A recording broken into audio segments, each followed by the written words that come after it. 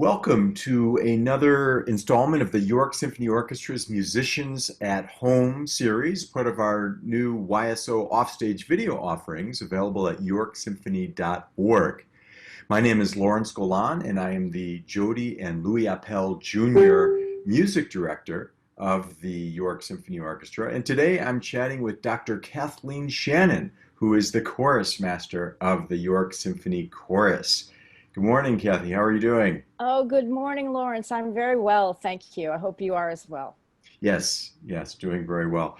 I should just point out for our viewers that the chorus master is somebody who's somewhat behind the scenes. Whenever we do a concert with orchestra and chorus, it's Dr. Shannon who is preparing the chorus through weekly rehearsals and getting them all ready to go. And then eventually we put the chorus together with the orchestra for rehearsals, and that's the final product you'll see on stage. Mhm. But tell us, how long have you been the chorus master with the York Symphony Orchestra and chorus? This is, I think, both of our sixth season, and the time just has flown. Yeah, it does fly by. Hmm. Yeah, we started together. In Yeah. fact, when I started as music director, one of my very first tasks was to do a search for a chorus master, and so pleased that that search resulted in you being our chorus master. Oh, thank you. I Yeah, couldn't be happier. it's been great. Tell me, up to this point, what has been your most memorable concert with the York Symphony Orchestra and chorus, and why? You know, they are all memorable in so many different ways for so many different reasons. I have loved our holiday spectacular where we combine with a different community or local ensemble of some kind, and we've had ballet dancers, we've had a gospel choir. I mean, it's just that is so much fun. I really enjoy those. But I think the biggest thrill was putting together the Vaughan Williams Sea Symphony a couple of years ago. That was a mammoth undertaking for the chorus. And I think that it was about a couple of years ago, wasn't it? I don't remember exactly when it was, This was but probably more like 5 years ago. was it 5? Okay. I'm just Uh, but I remember feeling like I don't really know if this choir if they're ready for a complete symphonic work where they are the big deal all the way through. I mean, we had just done the creation, which was different, but that's a piece that they might have known, but I had never prepared or even sung the Sea Symphony before. And, it really put me through my paces for score study, and just trying to figure out how I was going to make that. I mean, there was not one single bit of repeated material in the entire piece, and just figuring out how we were going to do that in 90 minutes a week, for 12 weeks before we prepared it.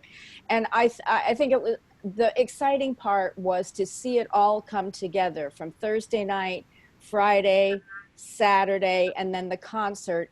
Everybody stepped forward, the orchestra and the chorus. And I was in tears through most of the concert because it was just such a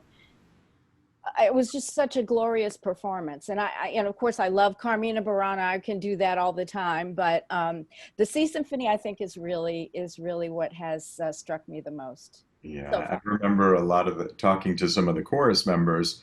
They were quite concerned about it throughout the process, but just as you described, little by little, we got it there, and by the time the concert came around, everybody did a great job, and I think felt really good about Yeah, they all wanted to do it again the next week. it. Right. Now that Uh, we know it, can we yeah. do it again? Well, speaking of doing things, I'm looking forward to next season. What piece are you looking forward to the most for next year? Well, I'm in a similar situation with the Mendelssohn Hymn of Praise because I have only done 2 movements out of it all along, and of course I've heard the piece, and it's a little less. There are a few less surprises in it than were in the Vaughan Williams, but It's a new piece for the chorus. We don't own it. And no, when I asked anybody, has anyone sung it? There were very few, like one or two hands up, and they did it when they were in college or something like that. So that's going to be another one that'll be fun for me to study over the summer and to get it ready for performance in a year from now. Yeah. Yeah, well, that piece is a wonderful masterwork modeled after Beethoven's Symphony Number 9. Mm. The first three movements, like the Beethoven 9, are only for the orchestra, and then the fourth movement expands into this massive cantata for orchestra, chorus, vocal soloists, and it's this real epic masterpiece. So, yeah, Yeah, I'm I'm looking looking forward forward to to it. that as well. Yes, it'll be fun, and I know that the chorus is looking forward to learning something that's really pretty much brand new for them. And like I said, only a couple of them have done it, so that it's going to be, I think, a highlight. Yeah, and I would actually add that this season is really emblematic of our programming approach, which is combining things that not only the chorus has sung or the orchestra has played, but the audience has heard. We want to offer them their favorites, Hmm. Sleigh Ride and Sure. the Messiah and the Sing Along, and we do offer those. But at the same time, we want to always keep things fresh and perform things that are not done every day and that are new to our performers and to our audiences. So, Yes, and I think that's really I appreciate that programming so much because I think that's what in order to have a wide demographic in our audiences, I think that you do a great job of programming things that will bring in a variety of different people for different things. So it's exciting for me. I really enjoy it. thank you. Good. Now tell me, are there any silver linings to our current situation that you'd like to share? And or is there anything you've been doing during this time that you might want to continue even after this is all over? Well, silver linings, it's a little bit of a challenge to find those right now because all of my ensembles are not performing, and that's of course what kind of keeps my heart beating. And but I'm still in touch with the students, and that is a silver lining because now I'm getting to find out from them, how is it at home? Are you sharing? Do you have to share a computer with your little sister? That kind of stuff. And that's been fun. And we've done a lot of these video chats and that kind of thing. I've also been doing that with my family and friends. I'm afraid that I am not a very good friend during performance season because I just can't find time. If I can't text you when I think of it at 3 o'clock in the morning, I'm I'm likely not going to be able to call you or anything. And so I've rekindled some relationships that I usually don't get a chance to do until the summer. So that's been a silver lining for me on a personal level.